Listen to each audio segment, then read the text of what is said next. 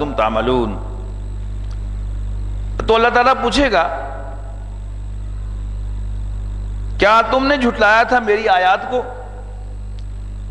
حالانکہ تم نے ان کے علم کا کچھ بھی احاطہ نہیں کیا تھا.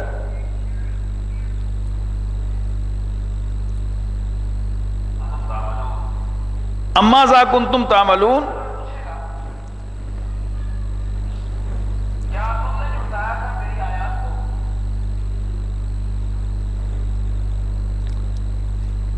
قال اکذبتم بآیاتی ولم تحیطوا بها علما اما ذا کنتم تعملون.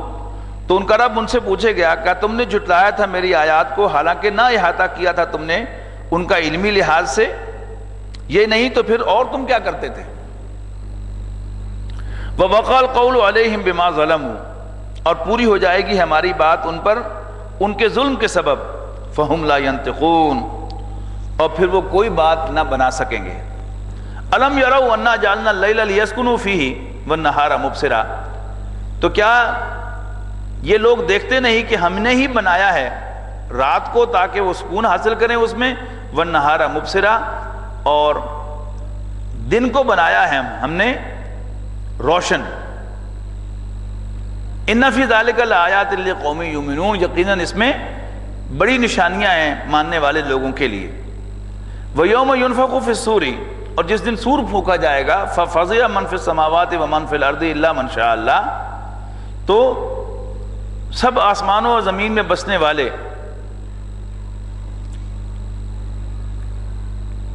بے ہوش ہو جائیں گے، الا من شاء اللہ، مگر جنہیں اللہ چاہے. وَكُلٌّ أَتَوْهُ دَاخِرِينَ، اور سب حاضر ہوں گے اس کے سامنے عاجزی کے ساتھ. وَتَرَى الْجِبَالَ تَحْسَبُهَا جَامِدَةً، جہاں تک پہاڑوں کا تعلق ہے تو تم انہیں دیکھو گے، تَحْسَبُهَا جنہیں تم سمجھتے ہو جَامِدَةً کہ وہ جمے ہوئے ہیں، وَهِيَ تَمُرُّ مَرَّ السَّحَابِ، حالانکہ وہ ایسے چل رہے ہوں گے جیسے بادل چلتے ہیں. سن اللہ الذی اتقن کل شیء، یہ کرشمہ ہے اس اللہ کا جس نے حکمت کے ساتھ استوار کیا ہے ہر چیز کو. انہ خبیر بما تفعلون، یقیناً جو کچھ بھی تم کرتے ہو اللہ تعالیٰ اس سے باخبر ہے. من جاء بالحسنۃ، تو جو کوئی بھی قیامت کے دن آئے گا کوئی نیکی لے کر، فلہ خیر منہا، تو اسے صلہ ملے گا اس سے کہیں بہتر. وَهُم مِّن فَزْعٍ يَوْمَئِذٍ آمِنُونَ، اور ایسے لوگ اس روز گھبراہٹ سے محفوظ رکھے جائیں گے. وَمَنْ جَاءَ بِالسَّيِّئَةِ، البتہ جو برائی لے کے آئے گا، فَكُبَّتْ وُجُوهُهُمْ فِي النَّارِ، تو وہ اوندے منہ ڈالے جائیں گے آگ میں، اور ان سے پوچھا جائے گا هَلْ تُجْزَوْنَ إِلَّا مَا كُنتُمْ تَعْمَلُونَ، تمہیں تمہاری اپنی کرتوتوں ہی کا بدلہ مل رہا ہے نا، کوئی زیادتی تو نہیں ہو رہی.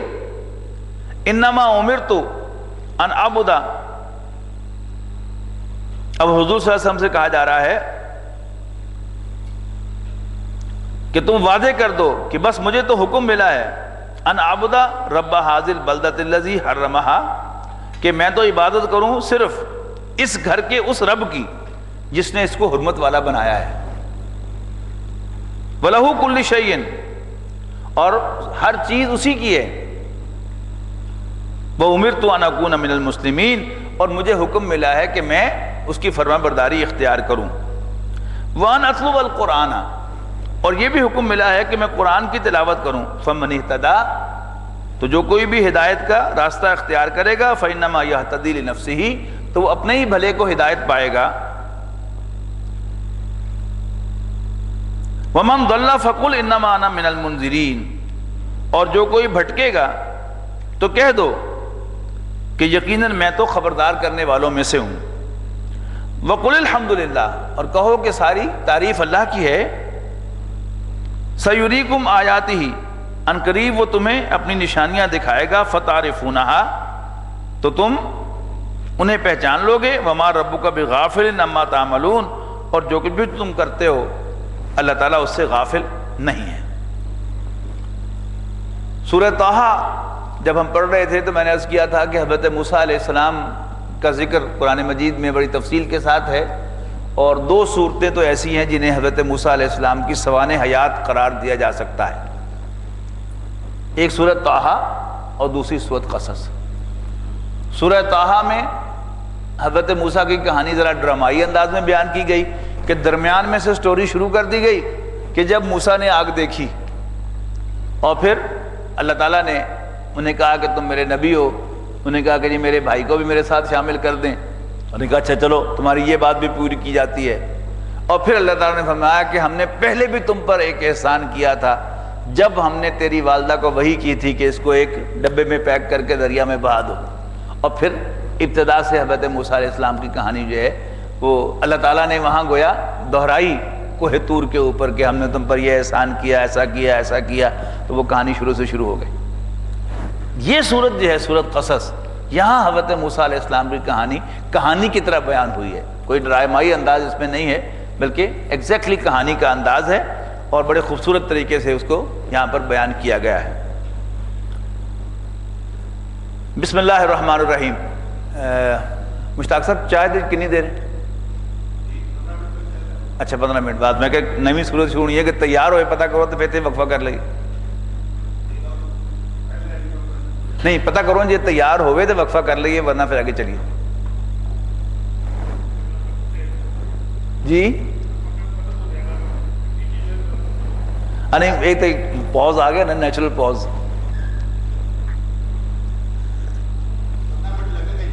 ٹھیک ہے جی۔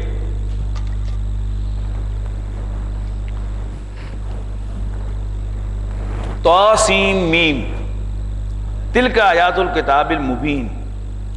طاسین میم یہ کتاب روشن کی آیات ہیں۔ نتلو علیک من نبی موسیٰ و فرعون بالحق، ہم آپ کو سناتے ہیں موسیٰ اور فرعون کی کہانی سچ سچ ٹھیک ٹھیک لقوم یؤمنون، ماننے والے لوگوں کے لیے۔ ان فرعون علا فی الارض،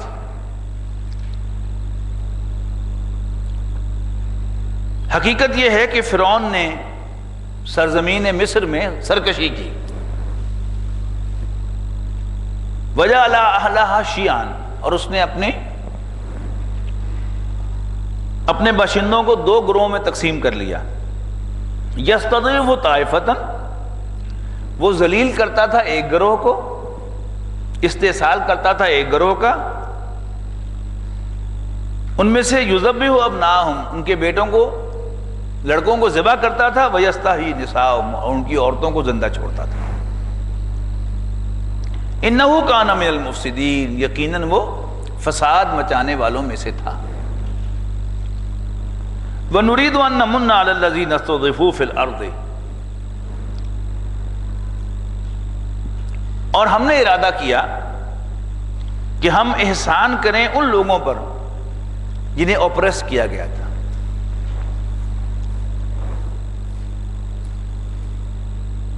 یہ استضعفوا جو ہے یہ ذوف سے ہے، ضاد عین اور فا بیچ میں آپ کو نظر آ رہا ہے نا۔ استضعفوا جو اوپریس تھے، جنہیں دبایا گیا تھا، جنہیں کمزور بنایا گیا تھا، وہ جو اوپر گروہ کے نا دو کہ جس گروہ پر زیادتی ہو رہی تھی اس کا ذکر ہے۔ وَنُرِيدُ، اور ہم نے ارادہ کیا، أَن نَّمُنَّ عَلَى الَّذِينَ اسْتُضْعِفُوا۔ اب دیکھیے بنی اسرائیل پر اللہ تعالیٰ کے جو انعامات اور احسانات ہیں، یعنی یہ آیتیں جو ہیں یہ بھی بول رہی ہے کہ اللہ تعالیٰ کی یعنی ان پر کتنی مہربانیاں تھیں کہ جب ہم نے ارادہ کیا کہ ہم احسان کریں ان لوگوں پر جنہیں دبایا گیا تھا، جو اپریس تھے زمین میں، وَنَجْعَلَهُمْ أَئِمَّةً، اور ہم انہیں لیڈر بنائیں، وَنَجْعَلَهُمُ الْوَارِثِينَ، اور ہم انہیں سلطنت کا وارث بنائیں۔ وَنُمَكِّنَ لَهُمْ فِي الْأَرْضِ، اور ہم انہیں زمین میں اقتدار بخشیں، وَنُرِيَ فِرْعَوْنَ وَحَامَانَ وَجُنُودَهُمَا مِنْهُمْ مَا كَانُوا يَحْذَرُونَ، اور ہم دکھائیں فرعون، حامان اور اس کے لشکروں کو، اس کے دونوں کے لشکروں کو، فرعون جو ہے وہ بادشاہ ہے اور حامان اس کا وزیر اعظم ہے، اور ہم دکھائیں فرعون، حامان اور ان کے لشکروں کو ما کانوا یحذرون، جس سے وہ ڈرتے تھے، یعنی وہ جو انہیں ڈر تھا کہ بنی اسرائیل میں ایک بچہ پیدا ہونے والا ہے اور وہ ان کے تخت کے لیے خطرہ ہوگا، تو اللہ تعالیٰ تاکہ ان کو ڈیمونسٹریٹ کرے کہ یس میں کر سکتا ہوں، انہوں نے تو اس کے مقابلے میں کیا تھا نا، مسئلہ ہی کوئی نہیں، تو اللہ تعالیٰ نے دکھا دیا کہ ہم کر کے دکھا سکتے ہیں۔ وَأَوْحَيْنَا إِلَىٰ أُمِّ مُوسَىٰ، یہ سٹارٹ سے شروع ہو گئی بالکل بات۔ وَأَوْحَيْنَا إِلَىٰ أُمِّ مُوسَىٰ، ہم نے وحی کی موسیٰ کی والدہ کی طرف۔ اب وحی جو ہے یہ کیا ہے؟ وحی کہتے ہیں کہ جو مادی ذرائع ہیں، مادی ذرائع میں کیا ہے؟ میں آپ کے سامنے بیٹھا ہوں، آپ سے گفتگو کر رہا ہوں، آپ میری گفتگو سن رہے ہیں۔ مادی ذرائع میں آج کیا ہے؟ ٹیلی فون ہے، الیکٹرانک ذرائع ہیں جو ویریفائیبل ہیں، ان کے ذریعے سے ہم فون پر ایک دوسرے سے گفتگو کر سکتے ہیں۔ وہی ہوتی ہے سرعت اور اخفاء کے ساتھ۔ سرعت کہتے ہیں سوئفٹنس کو، جلدی کو، یعنی جلدی اور بالکل سیکریٹلی کوئی میسج کسی دوسرے کو کنوے کرنا، اسے کہتے ہیں وحی۔ اب اللہ تعالیٰ جو ہے وہ بندوں کو کیسے کیسے وحی کرتا ہے؟ خواب دکھا سکتا ہے، الہام ہو سکتا ہے، القاء ہو سکتا ہے، براہ راست اللہ دل میں بات ڈال سکتا ہے۔ تو اللہ تعالیٰ کے پاس کئی ذرائع ہیں، وہ فرشتہ بھیج سکتا ہے، تو یہ سب جو ہیں یہ وحی کے ذرائع کہلاتے ہیں۔ تو بہرحال یعنی کوئی میٹا فزیکل چینل تھا جس کے ذریعے سے اللہ تعالیٰ نے موسیٰ علیہ السلام کی والدہ کو یہ بات ان کے دل میں ڈالی، ان کو سمجھائی، ان تک پہنچائی کہ تو اس بچے کو ایک صندوق میں بند کر کے، ایک ڈبے میں بند کر کے دریا میں بہا دینا۔ وَأَوْحَيْنَا إِلَىٰ أُمِّ مُوسَىٰ أَنْ أَرْضِعِيهِ، وہی کیا کی کہ تو لازماً اپنے بچے کو دودھ پلائے گی، لیکن ایک دفعہ تمہیں اپنا بچہ جو ہے وہ صندوق میں بند کر کے دریا میں بہانا ہوگا۔ فَإِذَا خِفْتِ عَلَيْهِ، پھر جب خطرہ ہو تجھے اس کی جان کا، فَأَلْقِيهِ فِي الْيَمِّ، تو پھر اس کو بہا دینا دریا میں، وَلَا تَخَافِي وَلَا تَحْزَنِي، اور نہ ڈرنا نہ غم کھانا، اِنَّا رَادُّوهُ إِلَيْكِ، ہم لازماً اس کو دوبارہ تمہاری طرف لوٹا دیں گے، وَجَاعِلُوهُ مِنَ الْمُرْسَلِينَ، اور اسے پیغمبروں میں شامل کریں گے۔ فَالْتَقَطَهُ آلُ فِرْعَوْنَ لِيَكُونَ لَهُمْ عَدُوًّا وَحَزَنًا، آخر اٹھا لیا اسے فرعون کے گھر والوں نے، آل فرعون، یہ پھر دیکھیے فرعون کی بیوی ہے جس نے اٹھایا تھا، اس کو آل فرعون کہا ہے۔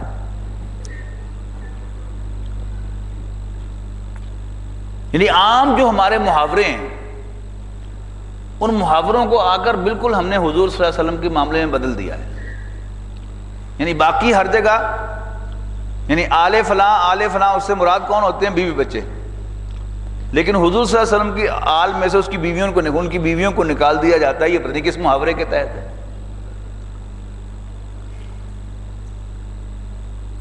فَالْتَقَطَهُ آلُ فِرْعَوْنَ، تو فرعون کی بیوی نے، آل فرعون نے اس کو اٹھا لیا، لِيَكُونَ لَهُمْ عَدُوًّا وَحَزَنًا، تاکہ وہ بچہ ان کے لیے ان دا لانگ رن ان کا دشمن اور ان کے لیے پریشانی کا باعث بنے۔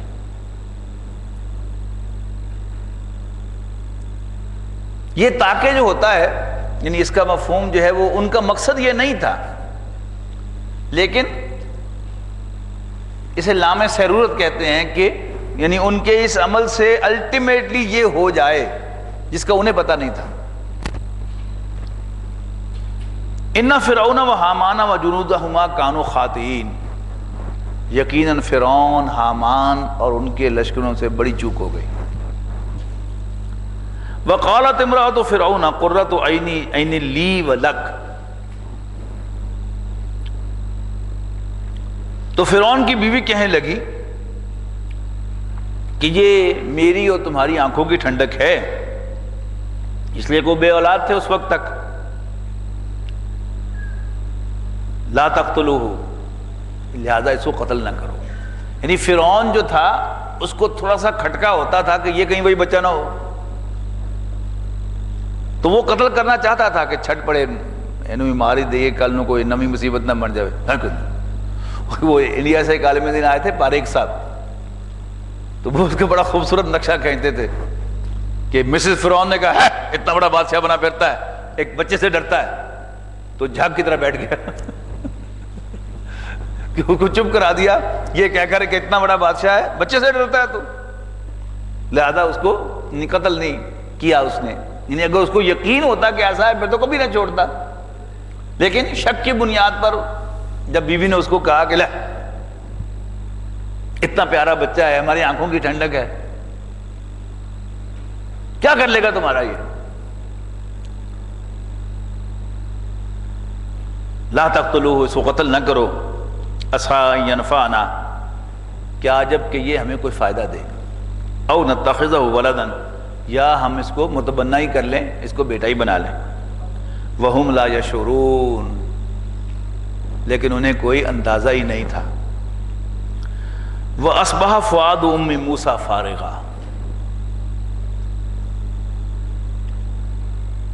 ادھر موسیٰ کی ماں کا دل بے قرار ہو گیا۔